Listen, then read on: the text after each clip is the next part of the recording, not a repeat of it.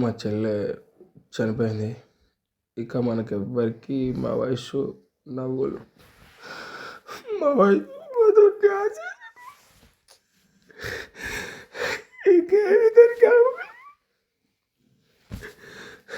మాతో ఉంటాయి.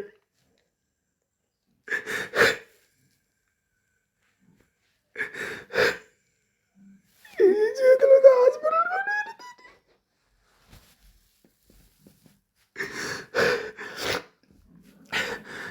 ఈ చేతులతో హాస్పిటల్ కొట్టవేనా ఆయన కూడా బతకాలి.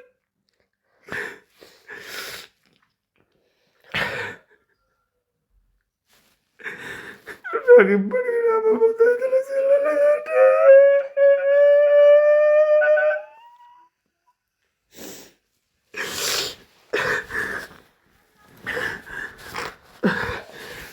ఇప్పటికే 5 రోజులు అయింది. కానీ ఇంకా మేము మర్చిపోలేకపోతున్నాం.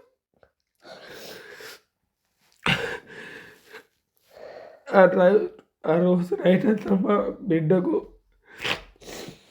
జాహ్నవికి, మా పిల్లలందరికీ ముందే తెలిసిపోయింది. వాళ్ళ అత్తమ్మ చనిపోతుందని ముందే తెలిసిపోయింది. మా పిల్లలంతా నైట్ అంతా పడుకోలేరు. ప్రతి ఒక్కరు ఏడ్చుడు ఏడ్చుడు ఏడ్చుడు ఏడ్చుడు. మాకు ఒక కలనన్నా ఏదన్నా పని అన్న ఉంటే మా చెల్లెని బతికించుకుంటున్నాం. పిల్లలంతా మా పాప అంతా నైట్ అంతా ఏడ్చి ఏడ్చి ఏడ్చి ఏడ్చి మార్నింగ్ 5 గంటలకు పడుకుంది. మా పాపని నేనే చూసుకున్నది, ప్రెగ్నెంట్ కదా, నైట్ అంతా మంచిగా ఉండదు చూసుకుంటే, నిద్ర లేకపోతే ఎట్లుంటుందని చెప్పి పాపని ఒక రూమ్లో కొండపోయి, పక్క రూమ్లో కొండపోయి నైట్ అంతా నేనే చూసుకున్నా. పాపని నైట్ అంతా సతాయించి ఏడ్చి ఏడ్చి, అంటే వాళ్ళ అత్తమ్మ చచ్చిపోతుందని చెప్పి మా పాపకు ముందే తెలిసిపోయింది. మా పాపకు, సాగర్ అన్న బిడ్డకు, ఇంకా అన్నమ్మ బిడ్డలందరికీ వాళ్ళందరికీ తెలిసిపోయింది. వాళ్ళంతా ఏడ్చారు. పాప 5 గంటలకు పడినది. పాపతో పాటు నేను కూడా 5 గంటలకు పడినా. ఇలా పడుకున్నానో లేదో అలా నన్ను పిలిచి, మీ పిన్ని వాళ్ళ రూమ్లో మొత్తం రక్తం మడుగులు ఉన్నాయట, ఏమైనా పో రంజిత్ అంటే, నేను మా చెల్లె అని అనుకోలేను. ఎందుకంటే మా పిన్ని మా బాబాయ్ వాళ్ళే అప్పుడప్పుడు ఉంటుంది కదా, చిన్న గొడవలు అనేటివి ఉంటాయి. దానివల్ల వాళ్ళు ఏమన్నా కొట్టుకొని వాళ్ళు ఏమన్నా చేసుకుర్రా ఏందని చెప్పి ఆ వేళ నేను పోయి చూసేసరికి ఒక్కసారి షాక్లో ఉన్నా. నేను ఏమైందో నాకు అర్థం కాలేదు. నా చెల్లె కూడా అనుకోలేదు. నా చెల్లెనేనా ఇట్లా పడిపోయి ఉన్నది, నా చెల్లెనేనా ఇట్లా పడిపోయి ఉన్నదని చెప్పి బతుకుందామని చెప్పి పోయి హార్ట్ బీట్ చూసిన, హార్ట్ బీట్ లేదు. పల్స్ చూసిన, పల్స్ లేదు. వెంటనే మా చెరన్న కారు తెచ్చాను.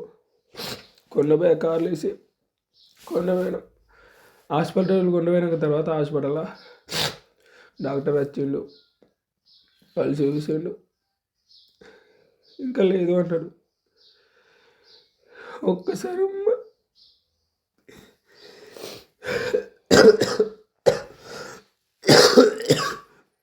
మా చెల్లి ఎప్పుడు మా ఇంటికి వస్తుండే. ఇంటికి వచ్చినప్పుడు దాని మాట వింటేనే నేను పోతుండే బయటకు. ఎందుకంటే నాకు ఆడపిల్ల అంటే బాగా ఇష్టం. మేము 3 అన్నదమ్ములు, అలాగే మా పెద్దమ్మలు వాళ్ళందరికీ అన్నదమ్ములే. మాకు 2 అక్కలు ఉన్నారు. కానీ ఏంటంటే వాళ్ళు వేరే ఊళ్ళు ఉంటారు కాబట్టి నేను బయటకు చూపెట్టలేను. ప్రేమ అనేది బయటకు చూపెట్టలేను. లోపల చాలా అంటే చాలా ప్రేమ నాకు మా చెల్లి అంటే. అది పట్టప్పుడు కూడా బయటకు వచ్చి దాన్ని మాట వినిపిస్తే చాలు పోయి తమ్ముడు తమ్ముడు అంటాడు. ఎందుకంటే కొద్దిగా అట్లా ఉంటుంది కాబట్టి నేను ప్రేమ తమ్ముడు తమ్ముడు అని పిలుచుకుంటా. అదే ప్రతిసారి వచ్చినప్పుడల్లా ఏదో చెప్తుంటుంది, ఏదో మాట్లాడుతుంటుంది. పాపని ఎత్తుకుంటుంది. ఇప్పుడు వాళ్ళు ఎత్తుకోవాలా.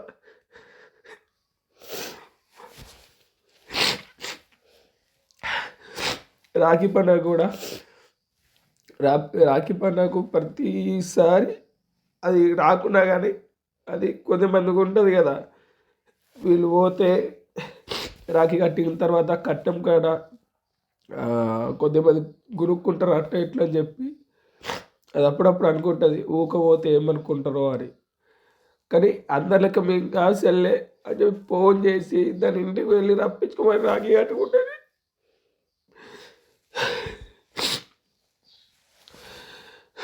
ఆ లంజోడుకు ప్రతి ఒక్కరి నాకు క్లియర్గా అంటే క్లియర్ అయ్యి చెప్పుతుంటే రక్తం మరిగిపోతుంది. అడిగిన మాకు దొరికితే వాడిని ఏం చేయాలో చేస్తుంటే మా చెల్లె పక్క పట్టి వాడిని బొంద పెడుతుంటే ఒర్రంగా చంపిండట, ఒర్రంగా చంపిండట. అదేం పాపం చేసింది? ఏమైనా తప్పు చేసిందా? దాంట్లో ఇంత కూడా తప్పు లేదు.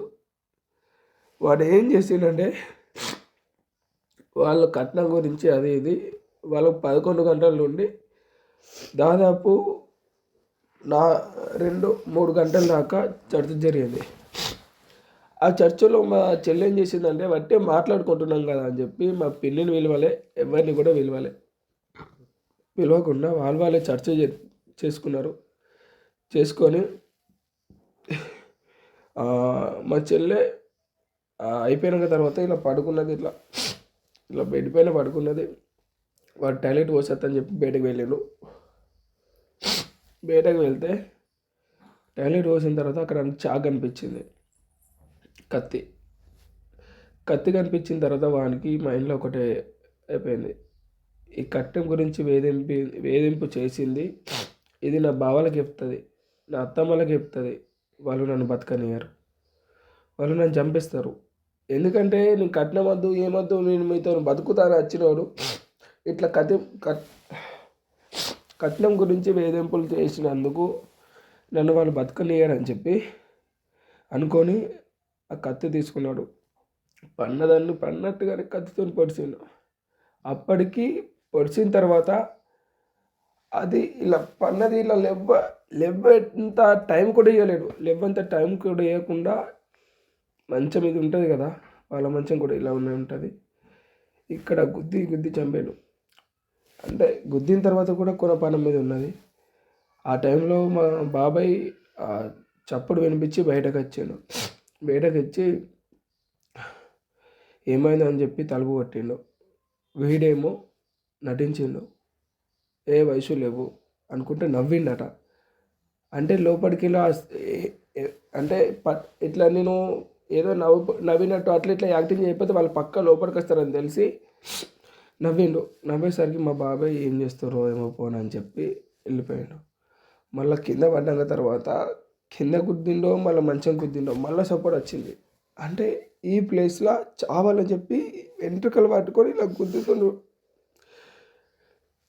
గుద్దుతుండే మళ్ళీ సపోర్ట్ వచ్చి మళ్ళీ డోర్ కొట్టిండు. డోర్ కొడితే మళ్ళీ అలా విన్నాడు. నవ్వుతే మా పిన్ని చూసి, ఓ పిచ్చిపోయిన వాడుక వాళ్ళు సరసాలు బిరసాలు వాళ్ళు ఉంటాడు, నువ్వెందుకు వాళ్ళ దగ్గరికి పోతున్నాడు అని చెప్పి అన్నది. ఆ తర్వాత కొంత పిసికి 5 నిమిషాలు వదలకుండా పానం పోయేంత వరకు అలానే పట్టుకున్నాట. అక్కడిక్కడ పొడవకు అని బతిమలాడిందట. ఇక్కడ పొడిచి ఇక్కడ గుద్దిన తర్వాత కూడా అన్నదట, నువ్వు నన్ను కొట్టినావు, నన్ను పొడిచినావు, నీ చావు బతుకులాలు ఉన్నా సరే నువ్వు వెళ్ళిపోతే నా ఫ్యామిలీ నన్ను కాపాడుకుంటారు అని అంటే, నువ్వు వేరే వాళ్ళకు దక్కుతావు, నువ్వు అంత గత్తి నువ్వు వేరే వాళ్ళకి ఎలా దక్కుతావు, నువ్వు నాకు అంతే ఇంకా వేరే వాళ్ళకి లేదు అన్నట్టు చంపి మళ్ళీ నీ అన్నలను బతకరిస్తారా అని చెప్పి పొడిచి వాళ్ళకి ఇష్ట ప్రకారంగా ఎలా అయితే శిక్షించాలనుకున్నాడో అలా శిక్షించుకొని 2-3 గంటలు అక్కనే ఊకొని ఆలోచించుకొని ఏం చేయాలి ఏం కథ అని చెప్పి ఆలోచించుకొని బ్రష్ చేసుకొని వెళ్ళిపోయాడు. కొద్దిగా దేవుడు మాకు సహకరించి కొద్దిగా అవన్నీ మా చేతికి అందిస్తే అయిపోతుండే. వాడు వెళ్ళిపోయిన తర్వాత మేము అందరం అరవకులు లేము, ఇక వాని ధ్యాసలో లేము. ఫస్ట్ మా చెల్లెని కాపాడుకోవాలని చెప్పి హాస్పిటల్లో చూపించుకున్నాం, బతకలేదు. కానీ చాలామంది ఇప్పుడు కొద్దిమంది వాళ్ళ వ్యూస్ కోసం ఏం చేస్తున్నారంటే, ఈ వయసుదే తప్పు, వయసు ఇలా రీల్స్ చేయడం ప్రతి ఒక్కది ఇంట్లో విషయాలని ప్రతి ఒక్కటి బయట పెట్టడం తప్పు కాదా అంటే తప్పు కాదు. ఎందుకంటే యూట్యూబ్ మొదలుపెట్టిందే వాడు. మా అన్న వాళ్ళందరినీ బతిమలాడిండు, మీ చెల్లె ఇలా చేస్తలేదు చెప్పురు అంటే సాగరన్న జాను వదిన మేమందరం మా చెల్లకు ఒప్పించినాం. మా చెల్లి ఏంటంటే కొద్దిగా నాకు ఎడిటింగ్ అది ఇది ఏం రాదు, నేను చెయ్యను, నాకు అవసరం లేదని చెప్పి అది మాతోని చెప్పుకుంది. నేను రీల్స్ తప్ప నేను వేరేది చెయ్య, కావాలంటే అన్న మీ దాంట్లో నేను అప్పుడప్పుడు నేను అడిగిన మా దాంట్లో అప్పుడప్పుడు యాక్టింగ్ చేస్తావు కదా అంటే, అన్న యాక్టింగ్ చేసడం వేరు, ఇలా వ్లాగ్స్ అది అంతా చెప్పడం వేరన్న, నాకు అద్దన్న అని చెప్పి అన్నది. అన్నాక తర్వాత మా చెల్లెని అద్దమ్మా ఏదో ఖర్చులకో ఇంటి ఖర్చులకో దేనికో దేనికో వెళ్తే కదమ్మా నువ్వు చేయని చెప్పి మేము పట్టుబట్టినాం. ఆడు కూడా చేద్దాం వయసు చేద్దాం వయసు చేద్దాం వయసు అని చెప్పి వాడు పట్టుబట్టిండు.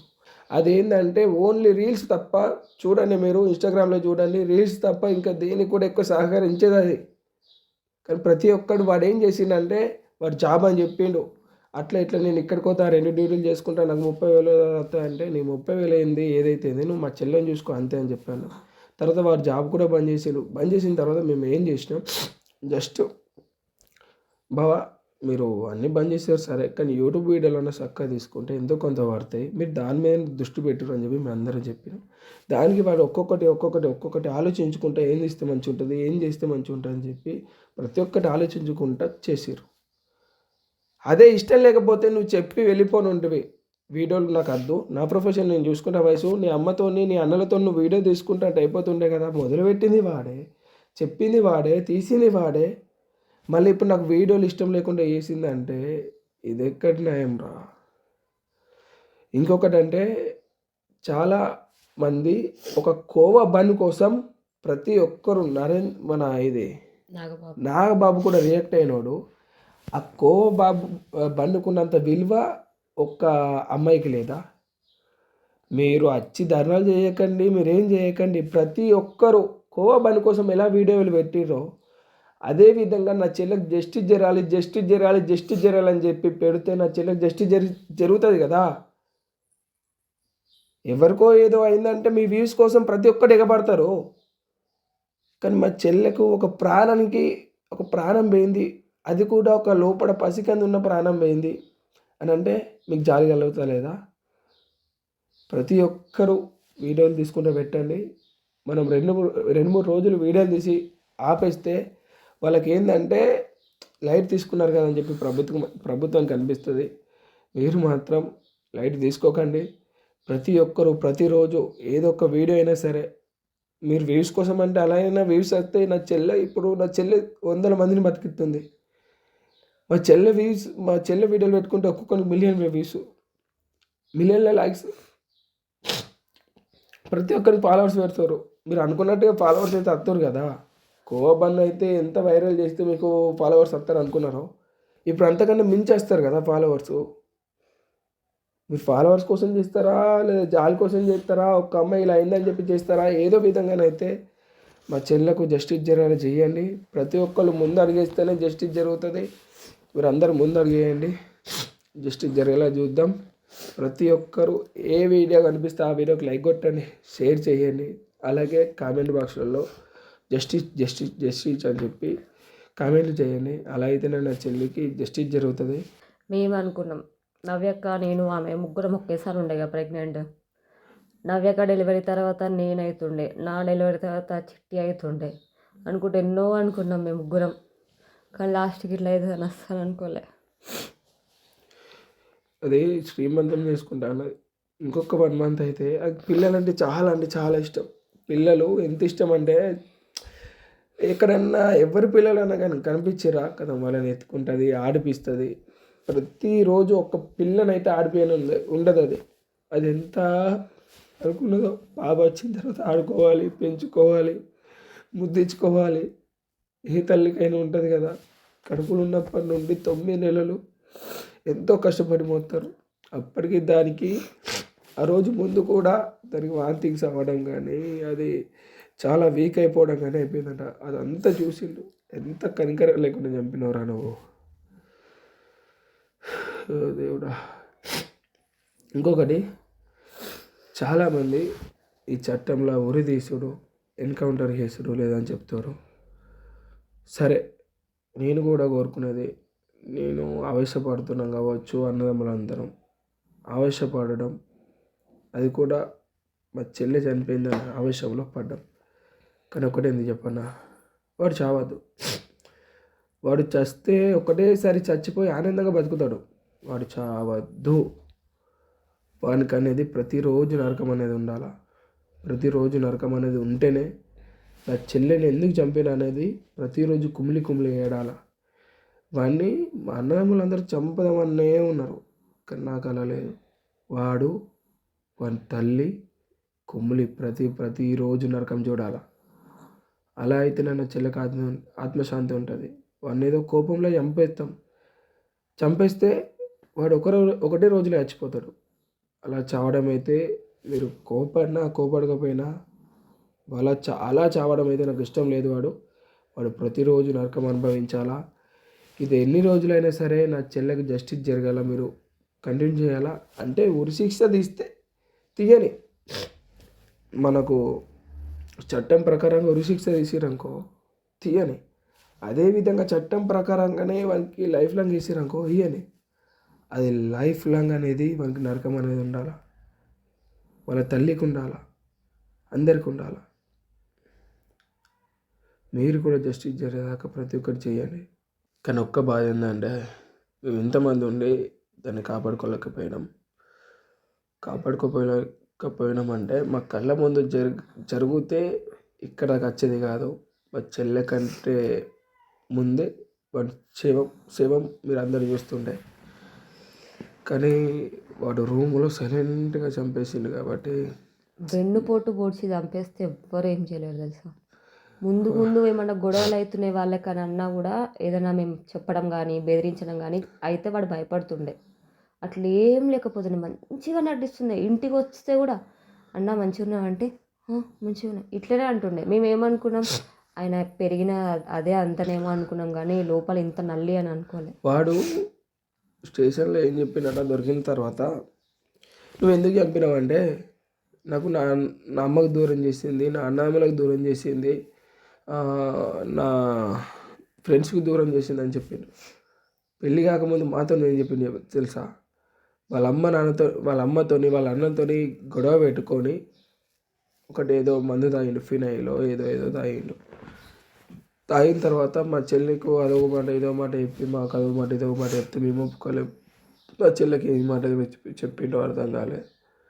వాళ్ళు తర్వాత చేసుకున్నారు. అరేంజ్ మ్యారేజ్ అదంతా లవ్ అండ్ అరేంజ్ మ్యారేజ్ రెండు కలిసి అయినాక తర్వాత అంతకుముందు మాకు పెళ్ళి కాకముందు ఏం చెప్పిండంటే, నాకు నా అన్నలు సపోర్ట్ ఎత్తలేరు, నా తల్లి సపోర్ట్ ఎత్తలేదు, నా ఫ్రెండ్స్ అంటే ఎవరు లేరు, నేను పోతే జాబు లేదా ఇల్లు, నాకు ఒక డిప్రెషన్ మైండ్ అనేది అయిపోతుంది, నేను ఇక్కడ ఉంటే నేను బతకను, నేను మీ ఫ్యామిలీ మెంబర్స్లో ఒక్కరిని కావాలా, మీ ఫ్యామిలీ మెంబర్స్ అంటే నాకు చాలా ఇష్టం, నేను ఎప్పటి నుండో వీడియోలు తీస్తున్నా అని అంటే, అరే ఒకటే కులం కదా. అలాగే మళ్ళీ వాడే అన్నాడు, నేను మీ ఇంటికి వచ్చి మీ ఇంటికనే ఉంటా, నా అమ్మ నాన్న సపోర్ట్ చేస్తలేరు అంటే వాళ్ళ నాన్న చనిపోయాడు కానీ ఎవ్వరు సపోర్ట్ చేస్తలేరు నా ఫ్యామిలీ నుండి, నేను మా ఇంటికనే ఉంటా, మీ ఫ్యామిలీ దగ్గరనే ఉంటా, ప్రతి ఒక్కటి ఏదైనా కానీ అక్కడ నుండి జాబ్ చేసుకుని అంతా ఉంటా అంటే, సరే ఇంత ఉంటుండు కదా బట్టే మళ్ళీ ప్రాణం కూడా పోతుంది అని చెప్పి వాని ప్రాణాన్ని కాపాడి నా చెల్లి ప్రాణాన్ని పోగొట్టుకున్నాం మేము. అలా అన్నోడు ఇప్పుడు స్టేషన్లో ఏం చెప్పిండంటే, వాళ్ళకు దూరం చేసింది వీళ్ళకి దూరం చేసింది అంటే, నువ్వే చెప్పినావు, నువ్వే వచ్చినావు, నువ్వే వీడియోలు తీద్దామన్నావు, అన్ని ప్రతి ఒక్కటి వాని ఇష్ట ప్రకారంగానే అయింది. కట్టం అంటే ఇప్పటికీ 20 లక్షల పైగా వానికి పెట్టింది. వాడు మంది తాగిన తర్వాత వెంటనే మా ఇంటికి వస్తే వానికి పెద్ద స్కానింగ్లు, ఒక్క స్కానింగ్ 10,000 అది ఇది అనుకుంటా, కొన్ని డబ్బులే పెట్టారు. ఆ తర్వాత వానికి చైన్ వేసారు, పెళ్లి ఖర్చు అంతా వీళ్ళే వేసుకున్నారు, వాళ్ళు కడ్రయ్యారు కంచెని మా పిన్ని వాళ్ళే కొన్నారు, మా చెల్లెకి చైన్లు వేసారు. అలాగే వానికి ఒక బండి, అప్పుడు ఆ టైంలో పైసలు లేకపోతే బండి ఎట్లా అని చెప్పి సెకండ్ హ్యాండ్ కొన్నారు. సెకండ్ హ్యాండ్ కొన్న తర్వాత నలుగురు చూస్తే ఏమనుకుంటారు, అల్లుడికి సెకండ్ హ్యాండ్ కొంటే ఎట్లా అని చెప్పి మళ్ళీ అప్పు తీసి మరి ఆ బండి సెకండ్ హ్యాండ్ బండి అమ్మేసి మళ్ళీ కొత్త బైక్ కొనిచ్చారు. కొత్త బైక్ కొన్నాక తర్వాత కూడా వాళ్ళ అమ్మకు వానికి అప్పటికి మాటలు కలిసినాయి, అరే ఏందిరా కట్నం ఇంక ఇస్తలేరు, ఏమిస్తారా అంటే, అత్తమ్మ నా అమ్మకి ఇట్లా అంటుంది, కట్నం పోయిరు అత్తమ్మ అంటే, అయ్యా ఇప్పుడు ఏడున్నాయంటే, లేదత్తమ్మ నాకు ఏదో ఒకటి ఇచ్చేయరు అట్లా ఇట్లా అంటే, సరే మరి నువ్వు ఈడుంటావా ఆడుంటావా చెప్పు, ఏడైనా ఒక స్థలం చూసి కొందామంటే వాడేమో నేను ఎక్కడనే ఉంటా అత్తమ్మ, నేను ఎక్కడనే ఉంటా, నేను అక్కడికి పోను, నాకు ఏదైనా ఎక్కడన్నా అంటే మరి ఇక్కడ కొనమంటావా స్థలం అయ్యా అంటే కొను అన్నది. కొను అంటే మా పిన్ని 12 లక్షలు తీసి 12 లక్షలు బాకీ తీసి అందుకోసం స్థలం కొన్నది. ఇట్లా 20 లక్షలకు పైగా ఇచ్చిన తర్వాత ఇంకేం కావాలి కట్నం?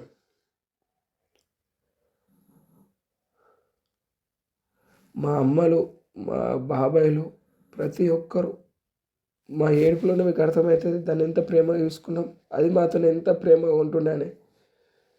ప్రతి ఒక్కరికి ఎవ్వరికి కూడా నిద్ర పడతలేదు. పడుకుంటే దాని ఆలోచనే, కూకుంటే దాని ఆలోచనే, నడుస్తే దాని ఆలోచననే, ఏది చేసినా దాని ఆలోచనే.